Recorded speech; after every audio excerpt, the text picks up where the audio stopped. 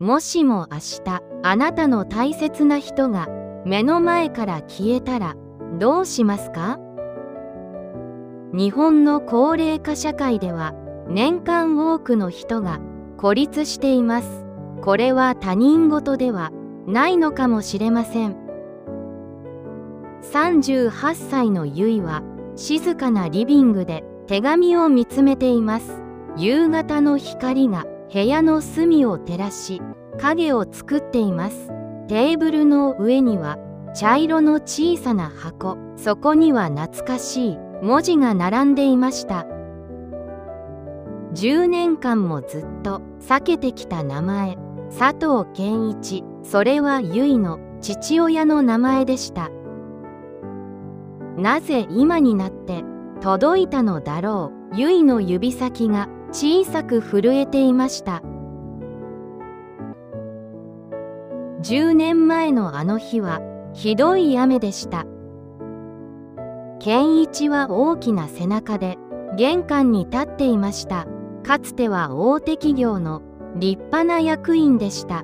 白髪混じりの髪、いつも整えられたスーツ、それが健一の誇りだったはずです。しかし突然の倒産、信頼していた共同経営者、木村の裏切りでした。健一は何も言わず、家を出て行きました。冷たい視線だけを残したままです。お前の顔など二度と見たくない。その言葉だけが部屋に響きました。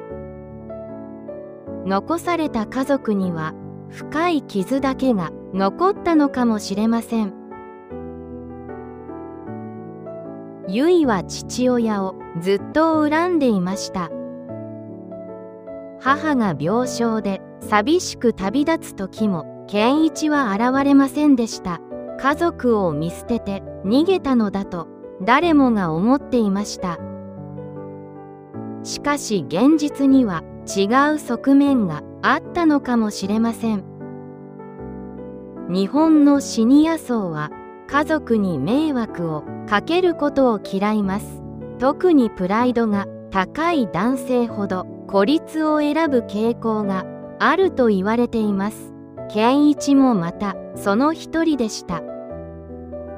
莫大な借金から娘を守るための選択だったのでしょうか。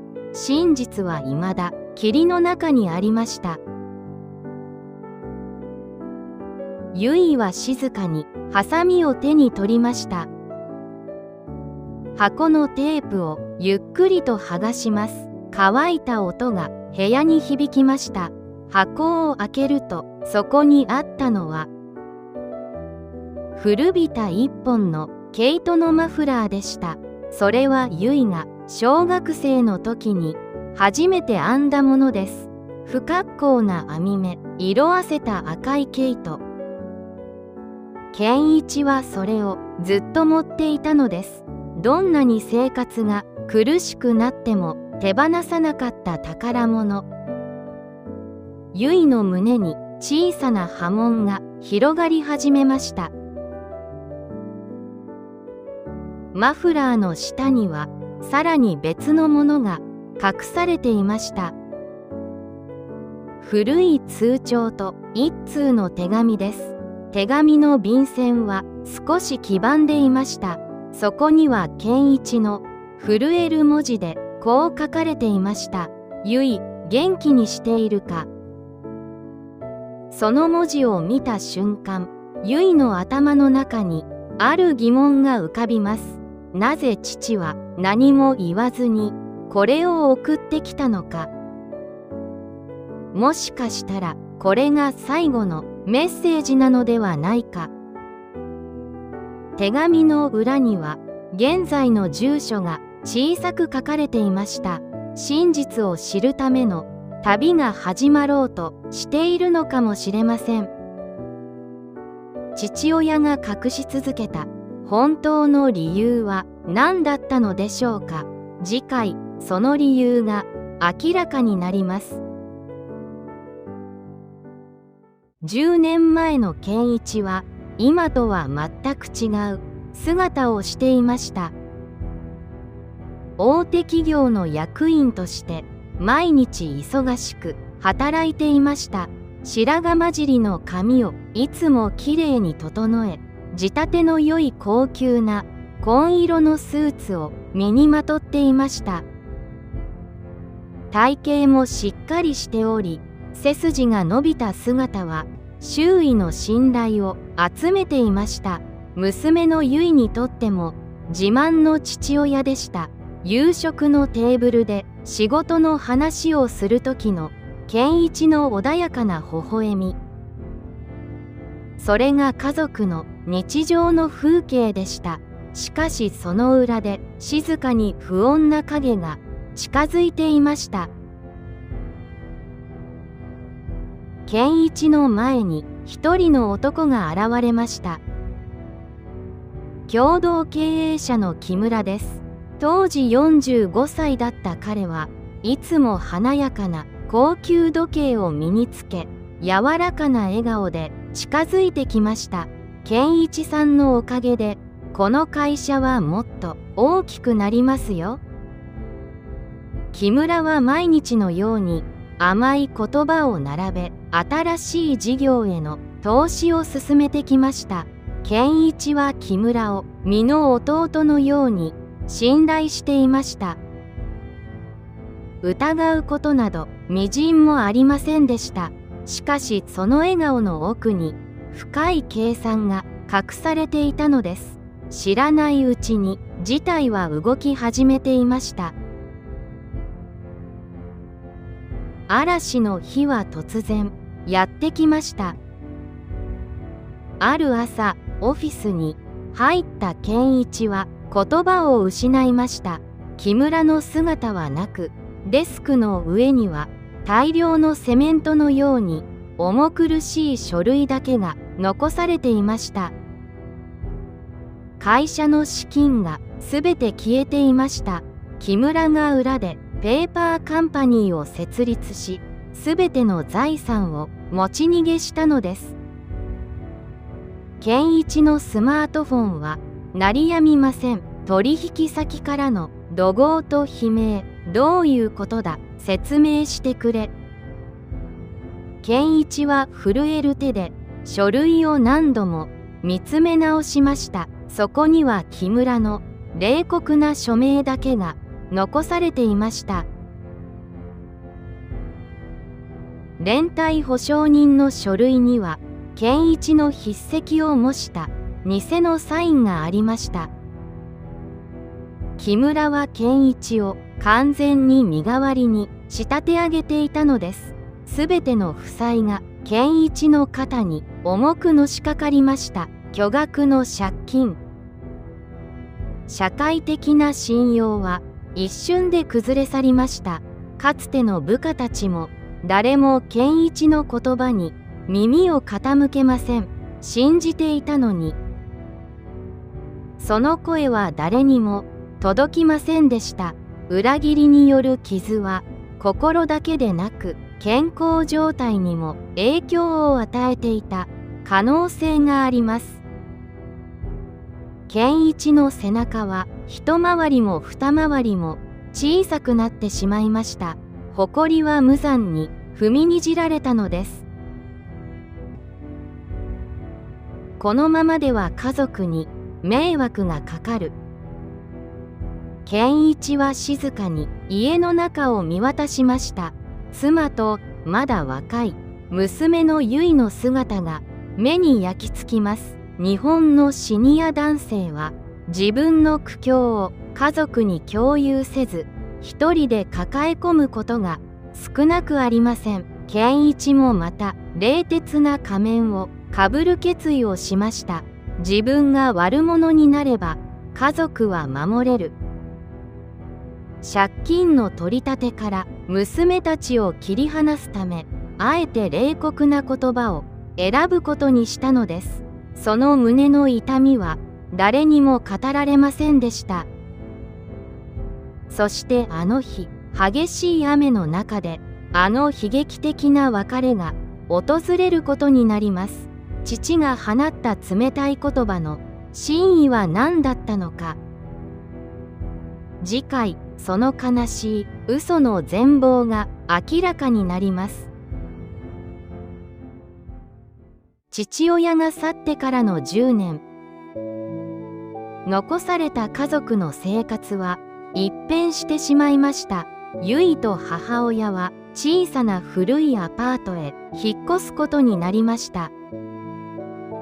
心労が重なったせいか、母親は体調を崩し、病床に伏せることが多くなっていきました。そんな母を看病しながら、ゆいは必死に働き続けました。ある冬の寒い夜、母親は静かに息を引き取りました。外は冷たい雨が激しく降っていました。お父さんは最後まで来てくれなかった。最後の瞬間まで健一の姿はありませんでした。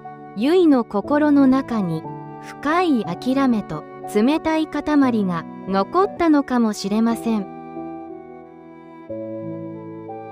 母親の葬儀を終え、数ヶ月が経った頃、ゆいは仕事帰りの賑やかな東京の街を歩いていました。ふと前を見ると、高級な車から一人の男が降りてくるのが目に入りました。かつて父親を裏切って破産に追い込んだ木村の姿でした。45歳になった彼は以前よりも一層華やかな高級スーツを身にまとっていました。その顔には自信に満ち溢れた満面の笑みが浮かんでいました。世の中は本当に不条理なものだ。真面目に生きてきた父親と母親の人生が否定されたような深い痛みを感じずにはいられませんでした。しかしゆいは知りませんでした。その頃の健一がどのような生活を送っていたのかを。68歳になった健一は東京の片隅にある家賃の安い古い木造アパートで暮らしていました。かつての体型はすっかり細くなり、白髪も増えて背中が少し丸くなっていました。毎日小さな町工場で油にまみれながら夜遅くまで働き詰めていました。衣服も古びた作業着ばかりです。自分のための贅沢は何一つしませんでした。ただひたすらに何かを守るように過ごしていたのです。それは知らず知らずのうちに体を蝕んでいた可能性があります。そして現在、ゆいのテーブルの上に置かれた一通の小包。ゆいはハサミを使い、慎重に箱を開けました。中から現れたのは色あせた赤いマフラー。ゆいは息をのみました。それは自分が幼い頃、父親のために一生懸命に編んだ最初の贈り物でした。まだ持っていたの。捨てられたと思っていた過去の記憶が鮮やかによみがえります。不器用だった自分を父親がどれほど大切に思っていたか。そのマフラーのぬくもりが時を超えて伝わってくるようでした。ゆいの心の中で何かが静かに崩れ始めていました。マフラーの下をさらに探ると、小さな古い通帳と折りたたまれた一通の手紙がありました。便箋の端は少し黄ばんでおり、長い歳月を感じさせます。そこには間違いなく父親の直筆で文字が刻まれていました。かすれて震える文字が健一の現在の状態を表しているようでした。ゆい、急にすまない。その最初の一言を読んだだけでゆいの胸は締め付けられました。なぜ10年もの間沈黙を守り続け、今になって送ってきたのか。そこにはゆいの知らない恐ろしい真実が隠されているのかもしれません。父親の本当の願いは何だったのでしょうか。次回、手紙に書かれた衝撃の真実が明かされます。ゆいは静かに手紙を開きました。黄色く変色した便箋には父親の細い文字が並んでいました。10年という歳月がその筆跡に現れているようでした。ゆい、元気にしているか。何も言わずに家を出たこと、本当にすまなかった。最初の数行を読んだだけでゆいの目元が熱くなっていきました。父親の文字は途中で何度も震えていました。それは当時の葛藤の深さを物語っているのかもしれません。ゆいは息を潜め、一文字ずつたどっていきました。手紙と一緒に入っていた通帳。ゆいがそれを開くと、そこには毎月数万円ずつの記録が残されていました。倒産したあの日から、健一が油にまみれ、小さな工場で削り出したお金でした。自分のための支出はほとんどありません。すべてがゆいへの送金用として蓄えられていました。最後のページにはゆいの結婚を祝う小さなメモが添えられていました。健一は孤独の中で娘の幸せだけを祈っていたのかもしれません。その不器用な愛の形にゆいの心が激しく揺れ動きます。小包の底には一本の古い USB メモリもありました。ゆいがパソコンに差し込んでみると、そこには驚くべき音声ファイルが保存されていました。すべて佐藤に押し付ければいい。それは元経営者木村の冷酷な声の記録でした。木村は健一の名前を悪用し、巨額の負債を意図的に残したのです。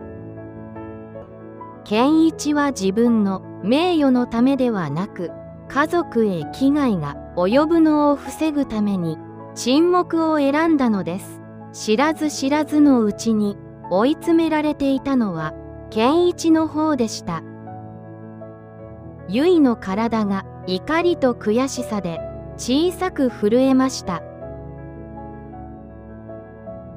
手紙の最後のページ、そこには10年間の真実の理由が書かれていました。健一が冷酷な言葉を放ったのは、借金の取り立てからゆいを遠ざけるための手段でした。お前を巻き込むわけにはいかなかった。日本の古い世代は背中で多くを語り、言葉にしないことが一例としてあります。健一もまたその苦しみを誰にも打ち明けず、一人で背負い込みました。それが自分の限界を超えていたとも知らずにです。ゆいの頬を涙が静かに伝え落ちました。父親に対する長い間の誤解が氷のように溶けていきました。手紙の最下部にはかすれた小さな文字で現在の住所が記されていました。東京の郊外にある古いアパートの部屋番号でした。ゆいは手紙を大切に折りたたみ、カバンにしまいました。もう迷いはありませんでした。父親が命を懸けて守ってくれたものを今度は自分が受け止める番でした。外はいつの間にか夜の静寂に包まれています。健一は今どのような姿で娘を待っているのでしょうか。そこにはさらなる切ない現実が待ち受けているのかもしれません。ゆいが踏み出した一歩の先に何があるのか、次回親子の本当の和解が訪れます。ゆいは手紙の住所を頼りに見知らぬ郊外の駅に降り立ちました。曇り空の下には古い木造のアパートが静かに並んでいます。父親がここで10年間暮らしていたのだと胸が締め付けられました。錆びついた階段を上がり、指定された部屋の前にたどり着きました。表札にはかすれた文字で佐藤と書かれています。ゆいは深呼吸をしてドアを軽く叩きました。しかし中からは何の反応もありません。ただ隣の部屋のドアがゆっくりと開きました。そこから一人の老人が顔を覗かせました。隣の老人はゆいを見て静かに話し始めました。健一は先月体調を崩してしまい病院に移ったそうです。過酷な労働環境が知らないうちに影響していたのかもしれません。老人は健一の様子を一例として教えてくれました。毎日遅くまで働き、食事も質素なものばかりだったそうです。いつも娘さんの写真を眺めていましたよ。健一は周囲の人々にも家族の愚痴を一切言わなかったそうです。ただ遠くから娘の幸せだけを願う日々でした。ゆいはその言葉を聞き、頭を深く下げました。父親の本当の姿がようやく見えてきました。ゆいはすぐに教えてもらった病院へと向かいました。白いカーテンが揺れる静かな病室。そこにはベッドに横たわる健一の姿がありました。68歳になった父親はかつての大企業の役員の面影はありませんでした。白髪はすっかり細くなり、体型も驚くほど小さくなっていました。ゆいが近づくと健一はゆっくりと目を開けました。その目は優しく、少し驚いたように揺れていました。ゆい、よく来たね。健一の細い声が静かな室内に小さく響きました。ゆいは健一の痩せた手をそっと握りしめました。その手は固く、工場での長い労働を物語っていました。お父さん、ごめんなさい。ずっと誤解していました。ゆいの目から温かい涙がこぼれ落ちました。健一は何も言わず、ただ優しく握り返してくれました。言葉にしなくても10年間の空白が一瞬で埋まっていくのを感じることができました。日本の古い世代の背中で語る愛をゆいは本当の意味で理解したのかもしれません。二人の間に穏やかな時間が流れていきました。家族の絆というものはどんなに離れていても消えることはありません。不器用な親の選択が時に誤解を生む可能性もあります。しかしその根底にある子供を思う心に嘘はありません。皆さんは最近大切な家族と話をしましたか？照れくさくて言えない言葉もあるかもしれません。手遅れになる前に小さな一歩を踏み出してみませんか？この物語があなたの心に少しでも届いたなら嬉しく思います。あなたの大切な家族との思い出をコメント欄で教えてください。チャンネル登録をして、また次の温かい物語を楽しみにお待ちください。